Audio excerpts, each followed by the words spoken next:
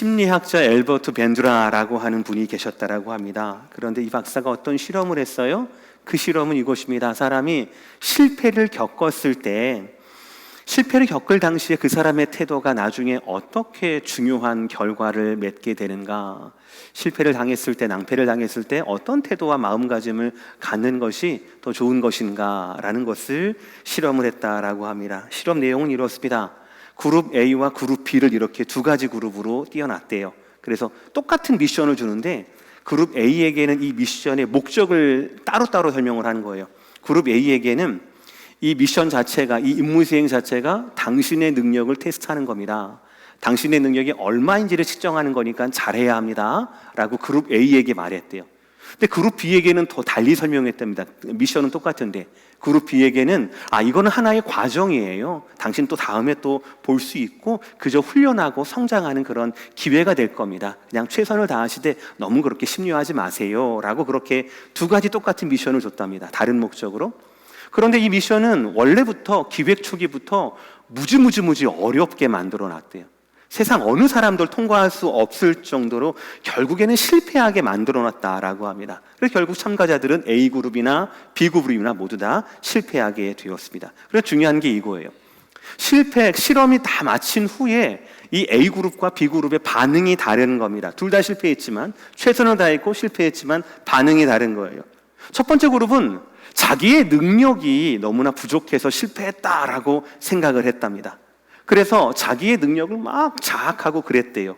그래서 다시 또 다른 비슷한 테스트를 실행을 했음에도 불구하고 그들은 거기에서 첫 번째 테스트에서 조금 더 나아지지 않았다라는 거예요. 그런데 두 번째 B그룹 같은 경우에는 조금 다르더래요. 두 번째 그룹은 실패했어도 과정이니까 이것은 실패했어도 자신감을 잃지 않았다랍니다. 왜냐하면 이 B그룹 같은 경우에는 이 테스트를 어떤 실패로 받아들이지 않고 배움의 기회로 받아들였다라는 거예요. 그래서 뒤이어서 비슷한 또 다른 미션을 주었을 때 첫 번째 미션보다 훨씬 더 나은 능력치를 보여줬다라고 이야기를 합니다. 여러분, 실패, 실수, 이것은 우리가 살아가면서 반드시 경험하게 되는 과정입니다. 어찌 보면 실패와 실수가 우리 삶의 가치 또 오묘함이 그 안에 있다고 생각을 합니다. 이 실험에서처럼 실패 당시 실패에 대해서 내가 어떤 반응을 하느냐에 따라서 어떤 사람은 A그룹처럼 실패 그대로 머물 수가 있고 어떤 사람은 B그룹처럼 그래도 조금 더 나아질 수가 있겠죠. 실패를 딛고 조금 더 나아지는 것, 우리는 이것을 성숙이라고 부르지요. 그리고 영적 원리도 이와 다르지 않습니다. 다윗의 시편은 저와 여러분께 많은 감동을 줍니다. 그 단어 시구의 아름다운 뿐 아니라 다윗의 삶을 통하여 그 시편을 보면 참 우리에게 많은 감동을 줍니다.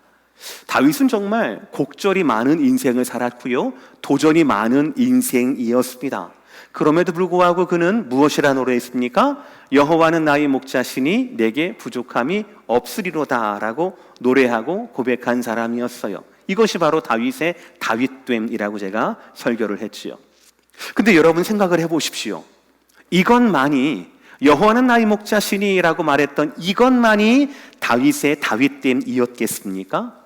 다윗에게 얼마나 많은 일이 있었을까요? 다윗에게 얼마나 많은 성공과 그에 반해서 또 얼마나 많은 실수와 실패 혹은 죄의 구렁텅이가 다윗 가운데 있었을까요? 그런 가운데 다윗을 결국 일으킨 것은 과연 무엇이고 누구였을까요? 우리는 시편 23편뿐만 아니라 시편 51편 다윗의 기도와 외침에서도 다윗의 영성을 볼 줄 알아야 합니다. 51편 11절 말씀이에요. 나를 주 앞에서 쫓아내지 마시며 주의 성령을 내게서 거두지 마소서. 나를 주 앞에서 쫓아내지 마시고 주의 성령을 내게 거두지 마소서. 시편 51편의 표제어는 참 참담합니다. 다윗이 밧세바와 동침한 후 선지자 나단이 그에게 왔을 때입니다. 그때 당시 다윗의 삶에 더 이상 깊은 죽음의 골짜기가 없는 것 같은 시절이었을 거예요. 그런데 겉으로는 완전히 다릅니다. 모든 나라를 점령했던, 그리고 모든 사람들을 발 아래 두었던 다윗의 인생의 최고 절정기였습니다. 그러나 겉으로는 그렇게 보였지만 영적으로 부주의한 결과 자신의 충복의 아내를 강제로 취하게 되고, 이것을 숨기기 위해서 자신의 충복 우리아를 죽게 하는 살인교사와 간음의 죄를 저지르고 말게 됩니다. 나단 선지자의 지적 앞에서 다윗은 철저하게 자신의 죄를 억지로 인정하면서 이렇게 기도했어요. 나를 주 앞에서 쫓아내지 마시며 주의 성령을 내게서 거두지 마소서. 저는 시편 23편에서뿐만 아니라 시편 51편에서도 이 다윗의 처절한 기도에서 다윗의 다윗됨을 엿볼 수 있다라고 생각합니다. 그는 흠이 많았습니다. 실수도 많았습니다.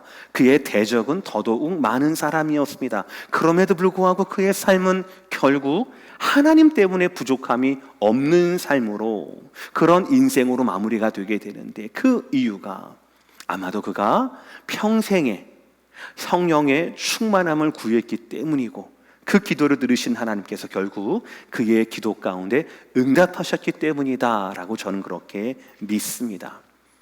사랑하는 성도 여러분, 오늘은 저와 여러분이 요한복음 16장을 통하여서 성령 하나님께 집중하려고 합니다.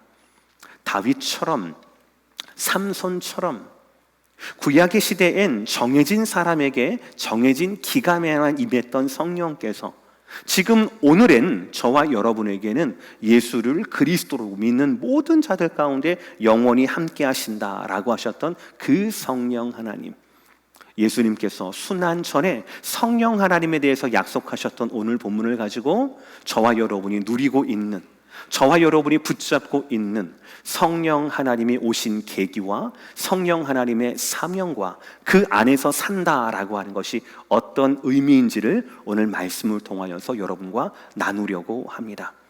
이 말씀을 통하여서 우리가 성령 하나님에 대해서 새롭게 알 뿐 아니라 성령 하나님이 거하시기에 부끄럽지 않은 저와 여러분의 삶이 되시기를, 특별히 오늘 저와 여러분의 예배가 되시기를 주의 이름으로 축복합니다. 첫 번째 말씀은 우리는 성령께서 오시게 된 계기, 배경을 이해해야 한다라는 것이에요. 여러분 한번 성경을 펼쳐보시길 바랍니다. 그리고 오늘 본문을 한번 보세요. 요한복음 16장인데요, 신약성경 175면에 있습니다. 한번 보시길 바랍니다. 보시면 다른 건 아니에요. 온통 빨간색이에요, 색깔이. 그러니까 신약성경에서 예수님의 직접 하신 쿼테이션은 주로 빨간색으로 이렇게 인쇄가 되어 있습니다. 그 요한복음을 보시면 13장부터 17장까지가 거의 몇 구절 빼지 않고는 다 빨간색이에요. 즉 예수님이 대부분 직접 하신 말씀이에요. 이 말씀은 주로 예수님 순환당하시기 전의 말씀입니다. 그러니까 대부분이 예수님의 죽음을 앞둔 유언과도 같은 말씀이다라고 할 수가 있겠어요. 그래서 굉장히 중요하죠. 오늘 본문의 전장인 15장 같은 경우엔 그 유명한 포도나무 이야기가 나옵니다. 다 아시는 거예요. 예수님, 나는 포도나무고 너희는 내 가지다 라고 말씀하시면서 너희가 내 안에서 있어야 많은 열매를 맺는다라는 말씀이세요. 반대도 마찬가지입니다. 나를 떠나서는 너희가 아무것도 할 수 없다라는 말씀이에요. 뭐라고요? 나를 떠나서는 너희가 아무것도 할 수 없다라는 거예요. 근데 이 말씀대로라면 자, 너희들 내 안에 거해라. 내가 너희를 칭칭칭칭 하면서 많은 열매를 맺게 해줄게. 다른 데 떠나면 안 돼. 이런 말씀이 되어야 되거든요. 진짜 그렇게 말씀하시기도 해요. 그런데 15장 중반과 후반을 가면 이 말씀과 전혀 반대되는 말씀을 하게 됩니다. 뭐냐면 내가 너희를 떠나야 된다는 말씀이에요. 나는 포도나무고 너희는 가지인데, 그러니까 나와 함께 있어야 되고 네가 나와 함께 하지 않으면 모든 어떤 일도 할 수가 없어 라고 15장에 말씀하셨으면서 15장 중반과 후반에는요, 내가 너를 떠나야 한다라고 말씀을 하세요. 그리고 너희들은 세상에 홀로 남겨질 것이고 세상이 너희를 미워할 거야, 세상이 너희를 핍박하게 될 거야 라고 말씀을 하세요. 그 직후의 말씀이 바로 오늘 본문이에요. 오늘 보면 6절입니다. 다 함께 읽겠습니다. 시작. 도리어 내가 이 말을 함으로 너희 마음에 근심이 가득하였도다. 이제 이해가 되시죠? 제자들이 왜 근심하게 되었는가가 이해가 되실 겁니다. 정확히 말씀드리면 제자들의 근심이 예수님께서 가신다라는데 어디로 가십니까? 예수님께서 죽임을 당하신다라고 하는데 안 됩니다, 예수님. 그럴 수 없습니다라는 그런 예수님에 대한 근심이 아니라 홀로 남겨질 자기들에 대한 근심이었습니다. 이들이 왜 근심하게 되었을까요? 쉽게 생각하면 두 가지 때문일 겁니다. 첫 번째, 감정적인 이유. 지금까지 제자들은 예수님께 전적으로 의존하며 3년 동안 살아왔습니다. 그러니까 한 번도 예수님이 떠나가시고 예수님이 영원히 안 계신 그런 상황을 상상조차 하지 못했던 거예요. 그러니까 불안하고 근심이 쌓이게 되는 것이죠. 근데 두 번째가 더 중요하거든요. 그것은 바로 신앙적인 측면입니다. 예수님은 이미 16장에 그들에게 근심을 주시기 이전 14장부터 예수님은 예수님의 부활과 승천의 사건을 말씀을 하셨어요. 처음 듣는 이야기가 아니에요. 그러면서 특별히 그들에게 내가 너희에게 평안을 줄 거야, 평안을 줄 거야, 그러니까 안심해라고 말씀을 하셨거든요. 14장 27절, 평안을 너희에게 끼치노니 곧 나의 평안을 너희에게 주노라. 내가 너희에게 주는 것은 세상에 주는 것과 같지 아니하니라. 다 함께 시작. 너희는 마음에 근심하지도 말고 두려워하지도 말라라는 말씀이었어요. 근심하지도 말고 두려워하지 말라라는 이 말씀이었는데, 목사님 다시 한번 16장 6절 보여주시겠습니까? 16장 6절 보면은 무슨 말입니까? 너희 마음에 근심이 가득하였도다라는 거예요. 가득하다라는 건 바로 뭐냐면 그릇 있잖아요. 그릇에 물이 가득하듯이 근심이 가득 채웠다라는 거예요. 예수님은 십자가 죽음을 앞둔 예수님은 제자들을 끊임없이 훈련시켰습니다. 하나님을 중심으로 삼아라. 하나님의 사명과 하나님의 목적대로 살아라 라고 말씀해요. 그렇게 계속 말씀하셨어요. 우리가요, 내 마음이 하나님을 향할 때 우리의 마음은 무엇으로 채워집니까? 사랑과 기쁨과 평안으로 채워집니다. 우리는 이것을 믿음의 삶이라고 부르지요. 그런데 우리의 마음이 하나님을 향하지 않고 나를 향하게 되면 두려움과 의심 그리고 슬픔이 우리 마음을 채우게 됩니다. 이것을 근심이 지배하는 삶이라고 부를 수가 있을 겁니다. 예수님은 이미 요한복음 14장에서부터 그들에게 평안을 주시고 근심하지 말아라, 두려워하지 말아라 라고 미리 말씀을 하셨어요. 그럼에도 불구하고 제자들은 오늘 본문에 보면 두려움이 가득했다, 근심이 가득했다라고 말하고 있다라는 것이죠. 여러분, 이것은 우리의 모습이기도 합니다. 우리는요, 영적으로 분별력이 있어요. 그래서 무엇이 하나님의 뜻인지 우리는 알고 있어요. 무엇이 하나님의 기쁨인지 알고 있어요. 그럼에도 불구하고 우리의 마음이 지금 무엇으로 채워지고 있습니까? 둘 중에 하나예요. 믿음이 채워지든지 근심이 지배하든지예요. 둘 중에 하나예요. 여기에 저와 여러분의 고민이 있지요.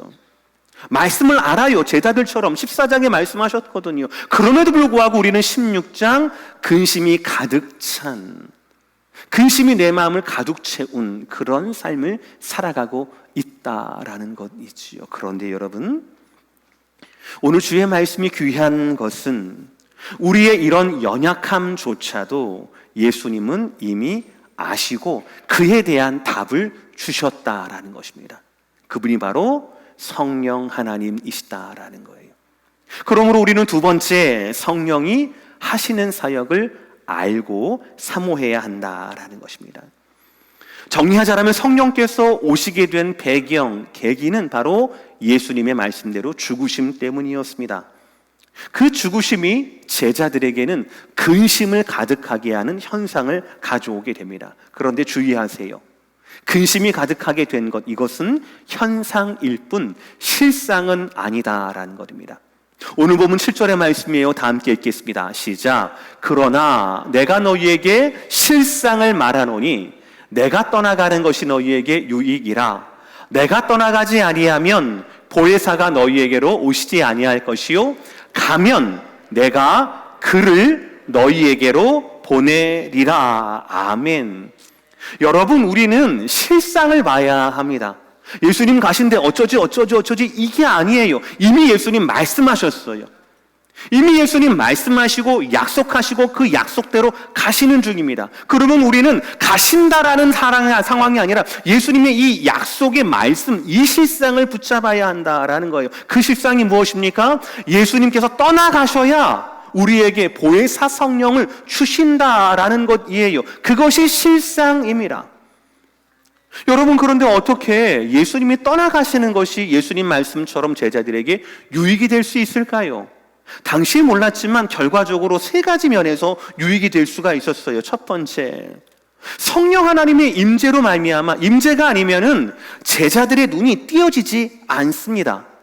그래서 성령 하나님이 아니고는 제자들이 예수님이 이 땅에 왜 오셨는가? 예수님이 정말 그리스도이신가? 라는 것을 깨닫지를 못하는 거예요. 지난 3년 동안 누구보다도 예수님과 가장 가까이서 살을 부비면서 살고 했던 이 제자들, 그들은 아직도 누가 첫째냐, 누가 둘째냐, 이것으로 말미암아 자존심 다툼하던 자들이었습니다. 그들이 교회를 세우고 그들이 하나님 말씀을 전파하면서 그들이 하나님 나라를 선포할 수 있는 사람이 되려면 반드시 성령 하나님의 임재가 필요했다라는 사실이에요. 3년 동안 아무리 예수님 곁에 있다 하더라도 예수님과 살 부비면서 그렇게 많은 식사를 하고 수많은 이적을 보았음에도 불구하고 그것의 진짜 목적과 진짜 의미를 이들은 몰랐다라는 거예요. 누가? 성령 하나님이 오실 때 성령 하나님의 임재로 말미암아 그것을 깨닫게 되더라라는 것이, 이게 첫 번째 이유예요. 그리고 두 번째는 예수님은 육체로 임하신 하나님이에요.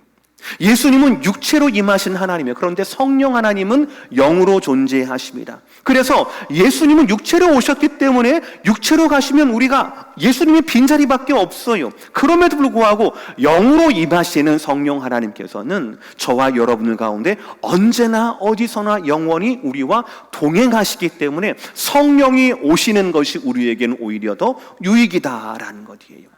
마지막 세 번째, 예수님께서 이루셨던 구속사역. 구체적으로 말씀드리면 2000년 전 유대 땅에서 이루셨던 그 십자가의 죽으심과 부활과 승천의 이 모든 사건들을 오늘 우리에게 가르치시고 오늘 우리에게 믿게 하시고 오늘 우리에게 2000년의 사건이 아니라 지금 나의 사건으로 믿게 하시는 그 사역을 누가 하시는가? 결국 성령 하나님이 하신다라는 것이지요. 예수님께서 가시지 않고 승천하시지 않고 성령 하나님이 오시지 않았다라면 하나님의 아들 예수 그리스도는 아직까지도 유대인 예수 그리스도가 아니라 나사렛 예수의 한 분으로 남아 계셨다라는 것입니다. 그러므로 예수님 말씀과 성부 하나님의 계획처럼 예수님께서 가시고 성령 하나님께서 오시는 것이 제자들에게, 그리고 저와 여러분들에게, 우리의 자녀들에게 유익이다라는 것이에요. 7절 마지막 문장을 보시길 바랍니다. 제가 초록색으로 해놨는데요. 뭐라고 했습니까? 시작. 가면 내가 그를 너희에게로 보내리니. 간다라는 의미가 하나님께로 간다, 혹은 7절 말씀을 보면 내가 죽음으로 간다라는 거예요. 죽음으로 나아가면 내가 보혜사 성령을 너희에게 보낼 것이다 라는 것이, 그러니까 예수님이 생각하는 죽음과 제자들이 바라봤던 예수님의 죽음은 너무나 다른 거예요. 우리는 제자들의 눈, 예수님 없으면 나는 근심덩어리야, 이런 현상 가운데 죽음을 바라볼 것이 아니라 죽음의 본질을 예수님처럼 바라봐야 합니다. 죽음은 결코 근심의 대상이 아니다라는 거예요. 예수님 말씀처럼 죽음은 뭐예요? 영원한 끝이 아니라 나아가는 겁니다. 하나님께 나아가는 겁니다. 죽음 앞에 하나님께 나아가는 이에요. 예수 안에 있는 우리 성도에게 죽음은요, 예수님과의 연합을 확인하면서 하나님 안에서 영원한 안식과 소망을 붙드는 과정, 그것이 바로 저와 여러분의 죽음이라는 것이지요. 많은 이들이 죽음 자체를 두려워합니다. 마치 오늘 16장 6절처럼 예수님의 죽으심을 현상적으로만 보고 예수님 없으면 나는 어떻게 해야지? 라고 걱정하는 오늘의 제자들처럼 말이죠. 그러나 실상은 그렇지 않습니다. 예수님 죽으신 이후 성령께서 우리와 함께 하십니다. 그래서 우리와 더불어서 예수님과 영원히 교제하게 하신다라는 거예요. 근심을 덜어내고 믿음으로 살게 하시는 것, 누구의 사역이라고요? 그것이 바로 성령 하나님의 사역이다라는 것이에요. 우리는 이것을 잘 이해를 해야 합니다. 이해하지 않으면 예수님의 떠나가심은 예수님의 부재받게 되지 않아요. 그러니까 근심밖에 안 되는 거죠. 오늘 말씀을 다시 보시길 바랍니다. 우리 7절, 8절 말씀, 우리에게 오셔서 하시는 사역이 있습니다. 다 함께 시작. 그가 와서 죄에 대하여 의에 대하여 심판에 대하여 세상을 책망하시리라. 이것이 이 땅 가운데 오실 성령 하나님의 사역이에요. 죄에 대하여 의에 대하여 세상에 대하여 심판, 책망하실 것이다 라는 거예요. 근데 여기서 여러분 기억하실 것은 책망하다라고 하는 것이 뭐 꾸짖다라는 이야기도 있지만 이 책망하다라는 의미에는 밝히 드러내다, 폭로하다라고 하는 의미도 있다라는 걸 꼭 기억하시길 바랍니다. 이게 조금 말씀은 어려운데요. 말씀을 풀어드릴게요. 먼저 죄에 대해서 책망한다라고 하는 것은 9절 말씀이에요. 그들이 나를 믿지 아니함이요라고 말씀합니다. 놀라시는 분이 많이 안 계시는데요. 저는 이 말씀을 보면서 너무 놀랐어요. 왜냐하면 예수님 말씀의 톤과 뉘앙스가 확 달라졌기 때문입니다. 그동안은 제자들에게 예수님 굉장히 부드럽게 말씀하시거든요. 기다리면서 참아가면서 14장에 말하고 15장에 말하고 16장에 말하는 대로 계속 근심의 늪에 빠져서 나오지 못하는 제자들에게 어휴 이렇게 말씀하지 않고 그럼에도 참아주시며 부드럽게 말씀하신단 말이에요. 제가 생각해 볼 때 제가 만약에 예수님 되게 서운했을 것 같아요. 내 죽음을 말하는데 내 제자들이 나에 대해서 걱정하거나 근심하지 않고 지들 때문에 근심한다라고 하면 마치 제가 보험 같은 것도 없지만 예를 들어서 제가 보험이 있다고 칩시다. 유산이 엄청 많아서 보험이 있다고 칩시다. 근데 제가 죽을 병에 걸렸다고 칩시다. 좀 이상한 말만 들어도 죄송합니다. 그래서 아들한테 해가지고 야 아빠가 이렇게 죽을 병에 걸렸다라고 할 때 아이들이 저한테 막 그러시면 안 돼요. 저희가 뭐 어디로 모실게요. 최신 병원으로 모실게요 하지 않고 보험 증서가 어디 있어요? 근데 이렇게 물어보면 저 굉장히 막 힘들 거예요. 이놈의 자식들 하면서 그 힘으로 막 살아날 겁니다. 아마도. 근데 예수는 그렇게 하지 않거든요. 그러니까 제자들을 향하여서 예수님께서는 끝까지 인자하시고 온유하시고 참아주셔요. 그런데 세상에 대해서는 뭐라고 합니까? 죄에 대하여라 함은 그들이 즉 세상이 나를 믿지 아니함이요라고 단호하고 분명하게 말씀하십니다. 여러분 이 말씀을 잘 곱씹어야 합니다. 믿지 않는 게 죄라고 선포하시는 거예요. 2022년 가장 현대화된 미국에 살고 있는 저와 여러분들이 가지고 있는 법 체계상 헌법으로는요 믿을 자유 믿지 아니할 자유 모든 자유가 보장이 되어 있습니다. 믿어도 어떤 것을 믿어야 할지 다 자기 마음대로예요. 종교로 장시해도 됩니다. 아무도 뭐라고 할 수가 없어요. 이게 우리의 권리인 것처럼 보이니까요. 그런데 세상을 만드시고 장차 오실 세상의 주인과 심판주가 되시는 예수님께서는 뭐라고 설명하십니까? 세상에 대해서 너희가 나를 믿지 않는 것, 그럴 수도 있지가 아니라 믿지 않는 것은 죄다라고 말씀하시는 거예요. 이걸 누가 깨닫게 하신다고요? 성령께서 깨닫게 하신다라고요.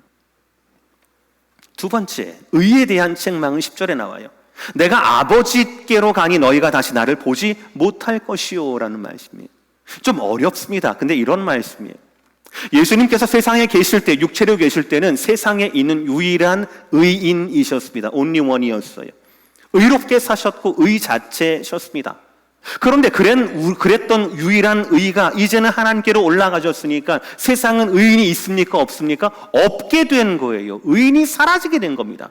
그러니까 성령께서 오셨을 때 많은 사람들에게 이렇게 말할 겁니다. 세상에 의인이 있느냐?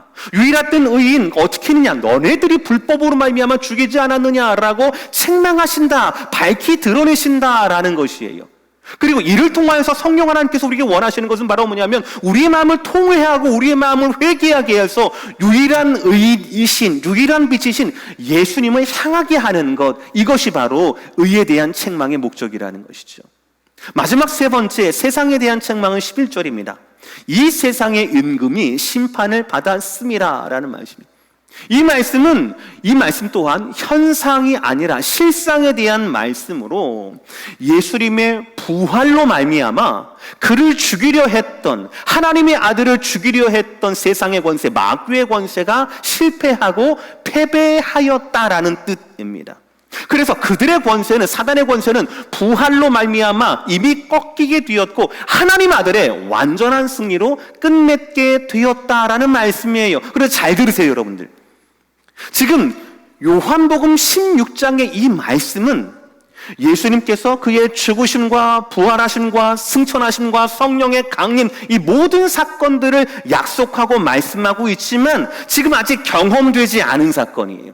아직 이루어지지 않았습니다. 그럼에도 불구하고 예수님께서는 당신의 죽음 뒤에 부활이 있을 것이고, 부활 뒤에 떠나감이 있을 것이고, 떠나감 뒤에 성령의 강림이 있을 것이다라고 확실하게 약속하셨다라는 거예요. 왜요? 그의 약속은 진리이기 때문에 그렇습니다.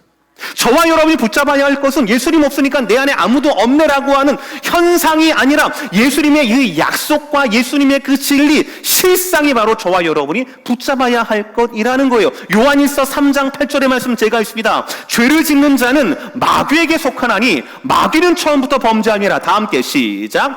하나님의 아들이 나타나신 것은 마귀의 일을 멸하러 하심이라. 할렐루야. 성령이 오시면 이것은 알게 한다라는 거예요. 성령이 오지 않으니까 제자들도 예수님의 죽음 가운데 혼비백산해서 도망가고 있잖아요. 그러나 성령이 함께 하신다라면, 성령의 각각 가운데 임하신다라면, 이 일이, 하나님의 아들이 나타나신 것은 마귀의 일을 멸하러 하심이라는 이 말씀이 이루어지는 것이구나라는 것을 깨닫게 된다라는 것이에요. 결국 예수님께서 승천하시고 그가 보내실 성령이 임하시게 되면 이 세상에서 이런 영적인 것들이 드러나게 된다라는 거예요. 무엇이 죄인지, 무엇이 의인지, 무엇이 세상에 대한 심판인지를 성령 하나님이 선포하게 한다라는 거예요. 그리고 그런 성령 하나님의 선포와 사역과 감동이 있을 때 하나님이 부르시는, 하나님의 은혜와 예정 안에 있던 하나님의 자녀들은 그 하나님의 성령 하나님의 음성에 반응하게 되고 회개하게 되고 그들의 손으로 죽였던 예수님의 이름으로 세례를 받게 되고 종국에는 성령의 충만을 받게 되어 전혀 다른 사람으로 변화가 되게 된다라는 것이죠. 그리고 이 사역을 돕고 이 사역에 목숨 거는 것이 바로 교회의 사명이다라는 것입니다. 초대교회의 첫 설교의 반응을 보시길 바랍니다. 사도행전 2장 37, 8, 9절인데요. 천천히 저와 함께 따라 읽겠습니다. 시작. 그들이 이 말을 듣고 마음에 찔려 베드로와 다른 사도들에게 물어 이르되 형제들아 우리가 어찌할꼬 하거늘. 베드로가 이르되 너희가 회개하여 각각 예수 그리스도 이름으로 세례를 받고 죄 사함을 받으라. 그리하면 성령의 선물을 받으리니 이 약속은 너희와 너희 자녀와 모든 먼데 사람 곧 주 우리 하나님이 얼마든지 부르시는 자들에게 하신 것이라 하고. 할렐루야. 이 모든 일들, 교회에서 저와 여러분이 목사로서 성도로서 행하는 모든 일들 가운데 인도하시고 도우시고 채우시는 분이 바로 누구라고요? 예수님께서 보내신 성령 하나님의 사역이라는 것입니다. 그러므로 오늘 말씀의 결론은 세 번째 대지가 되어야 합니다. 다 함께 따라 합시다. 시작. 그리스도와 함께하는 삶에서 성령 안에 있는 삶으로라는 거예요. 제자들이 혼비백산하고 근심에 두려운 건 뭡니까? 예수님이 옆에 없다라는 사실이에요. 아니에요. 근데 예수님은 옆에 안 계시지만 우리 안에는, 또 우리가 누구 안에? 성령 안에 거하게 되는 삶으로 예수님이 초청한다라는 것이에요. 우리 눈에 예수님 보이지 않는다라고 해서 근심에 휩싸여선 안 됩니다. 중요한 것은 무엇인가? 모든 것이 예수님의 말씀대로인다라는 거예요. 모든 것이 우리의 구원을 시작하시고 구원의 완성을 위한 성부 하나님의 계획대로라는 것이죠. 모든 것이 성령 하나님의 사역의 범위라는 것입니다. 그래서 예수님을 믿고 따르는 제자로 산다라고 하는 것은 한마디로 성령 안에 사는 삶을 말하는 것입니다. 다 함께 적으시겠어요? 예수님께서 떠나시는 것은 그분의 부재가 아니라 그분의 임재를 말하는 것이다 라는 것이, 예수님께서 우리를 떠나신다, 제자를 떠나신다 라고 하는 오늘 16장의 말씀은 예수님의 부재를 말하는 것이 아니라 그분의 성령을 통한 임재를 우리에게 말한다라는 것이에요. 그 성령 하나님께서 진리로, 진리의 말씀으로 우리에게 영으로 또 영원토록 우리에게 임한다라는 것입니다. 우리도 함께 13절의 말씀 다 함께 읽겠습니다. 시작. 그러나 진리의 성령이 오시면 그가 너희를 모든 진리 가운데로 인도하시리니 그가 스스로 말하지 않고 오직 들은 것을 말하며 장래 일을 너희에게 알리시리라. 아멘. 예수님이 성령을 뭐라고 설명하셨습니까? 진리의 성령이라고 말씀하셨습니다. 성령 하나님의 주요한 역할이 뭐라고요? 너희를 모든 진리 가운데로 인도하실 것이다 라고 말씀합니다. 성령이 무엇을 말씀한다고요? 성령 하나님의 독특한 메시지나 이런 생각을 말씀하는 거 아니라 오직 들은 것을 말한다라고 말씀하고 있어요. 14절을 보시면 이렇게 말씀하고 있습니다. 그가 내 영광을 나타내리니 내 것을 가지고 너희에게 알리시겠음이라 라는 거예요. 무슨 말입니까? 모든 설명은, 오늘 13절과 14절의 모든 설명은 성령 하나님의 사역이 결코 성자 하나님이신 예수님의 사역을 벗어나지 않는다라는 말씀이에요. 우리는 이것을 잘 알아야 합니다. 어떤 신학자가 이런 얘기를 했습니다. 오늘날 교회에서 성령 하나님에 대해서 두 가지 잘못을 범하고 있다는 거예요. 너무 조금 강조하거나 너무 많이 강조한다라는 거예요. 교회 가운데 성령 하나님의 자리가 없도록 자기네들이 탁탁탁탁탁 해가지고 성령 하나님 쉬시고 계세요 라고 이렇게 된다라는 거예요. 또 어떤 분들은 지통 계시하면서 성령 하나님 나한테 무슨 말씀하실까 막 그렇게 성경책 덮어놓고 그렇게 말씀하시는 분들도 계시다라는 거예요. 둘 다 잘못이죠. 우리는 성령 하나님에 대해서 오늘 말씀을 기준으로 삼아야 합니다. 성령 하나님께서 오시게 된 계기도 예수님이 올라가신 때문이었고, 그 모든 것들이 성부 하나님의 계획 때문이었고, 성령 하나님의 사역은 모두가 다 예수님의 진리를 드러내기 위한 사역이 바로 성령 하나님의 사역의 범위다라는 것입니다. 저는 이것을 어떻게 정리할까 하다가 책을 보다가 고 오카노 목사님의 책에서 이런 구절이 있어서 여러분과 함께 나누고자 합니다. 눈으로 따라 읽으세요. 제가 읽습니다. 성령님은 사람들에게 오직 예수 그리스도만을 알게 하고 그를 찬송하게 합니다. 이런 의미에서 성령 충만은 곧 예수 충만입니다. 그러나 많은 분들이 성령 충만이 곧 예수 충만이라는 진리를 이해하지 못하는 것 같습니다. 그래서 성령의 은혜를 받으면 성령만 강조합니다. 그의 충만, 그의 능력, 그의 은사만 자랑하려고 합니다.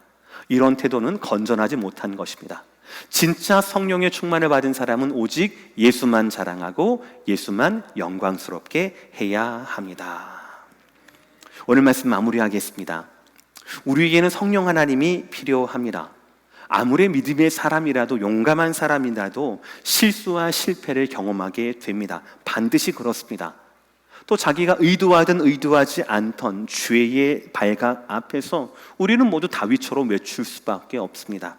주의 성령을 내게서 거두지 마옵소서. 주의 성령을 내게서 거두지 마옵소서. 이런 기도를 우리가 할 줄 알아야 합니다. 그런데 그런 영혼의 외침을 듣고 그때 우리를 영혼의 그 음침한 골짜기에서, 죄의 그 늪에서 저와 여러분을 구해 주실 분이 필요하지요. 바로 예수님께서 보내신 보혜사 성령 하나님이십니다. 우리의 죄성을 포함한 연약함 가운데 우리를 능력으로 케어하시고 능력으로 지키실 성령 하나님을 기대하시기를 주의 이름으로 축복합니다. 더 나아가서 저와 여러분은 제자들입니다. 필요한 때만 성령께서 오시는 것이 아니라 저와 여러분은 언제나 성령 하나님 안에서, 그 안에서 살아야 합니다. 예수를 따르는 자들입니다. 예수님은 오늘 예수님이 떠나신다라는 소식에 근심에 쌓인 자들, 제자들에게 계속해서 성령 하나님을 약속하셨어요. 그 임재와 충만을 약속하셨습니다. 당시엔 이해할 수 없지만 진리의 성령으로 인하여서 죄에 대하여, 의에 대하여, 세상에 대하여서, 그리고 너희들의 사명과 목적에 대해서 성령 하나님께서 너희를 인도하실 것이다 라고 말씀하셨다라는 것이에요. 사랑하는 성도 여러분, 죄와 실수와 실패 가운데도 여러분을 인도하실 분은 성령 하나님이십니다. 여러분을 여러분답게, 성도를 성도답게, 교회를 교회답게, 여러분의 가정을 믿는 가정답게 인도하시고 이끄시는 분도, 진리의 말씀으로 인도하시는 분도 진리의 성령 하나님이십니다. 여러분 마음 가운데 이미 내주하시는 그 성령 하나님께서 성령의 기름 부음과 충만함으로 여러분들을 이끌도록, 그리고 성령 하나님의 충만함과 이끌음 가운데 부끄럽지 않은 저와 여러분 되시기를 주의 이름으로 다시 한번 축복합니다. 오늘 말씀의 제목처럼 다 함께 따라 합시다. 어서 오세요 성령님. 다시 한번 어서 오세요 성령님. 그 성령 하나님을 환영하고 기뻐하면서 깊은 사귐이 있는 저와 여러분 모두가 되시기를 주의 이름으로 축복합니다. 기도하시겠습니다.